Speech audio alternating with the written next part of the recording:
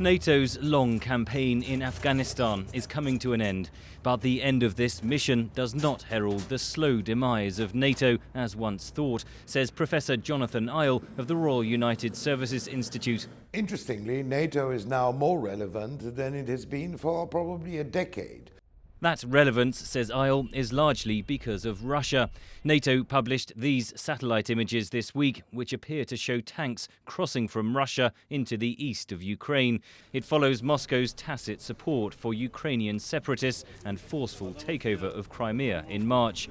Isle says former Soviet-controlled states in Europe are getting nervous. The East Europeans used to be dismissed up to now as being neurotic, as being too frightened about the Russia that supposedly is no longer an enemy. Well, the East Europeans were right and we were wrong about Russia. So in many respects, this is the moment where the alliance will have to reassure its members.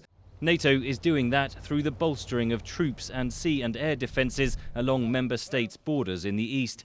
Russia can no longer be considered a strategic partner, and that means a strategic shift in deployment, says General Philip Breedlove, Supreme Allied Commander of NATO operations in Europe. We've seen a nation cross an internationally recognized sovereign border and annex by force a portion of a sovereign nation. That changes the way we do business. And so we are now reevaluating how we do these things as it relates to force readiness, responsiveness, and positioning.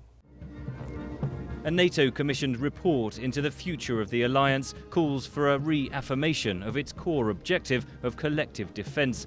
The authors say European members should halt defence spending cuts. But Europe is divided over how to best respond to Russia, says Professor Isle. Countries like Germany or France or the UK who believe that we should not make too much out of the current Ukrainian crisis, and countries such as Poland or Romania, the big former communist countries on the borders with Ukraine, who believe that Ukraine is a sign of a fundamentally different Europe from the one that we knew. Isle says NATO must also confront the conflicts brewing on NATO's southern borders. Turkey, for instance, asked for a meeting of NATO in order to discuss the crisis that it sees at its borders. That crisis in Syria and Iraq is escalating, with extremist Islamist militants in control of large swathes of both countries.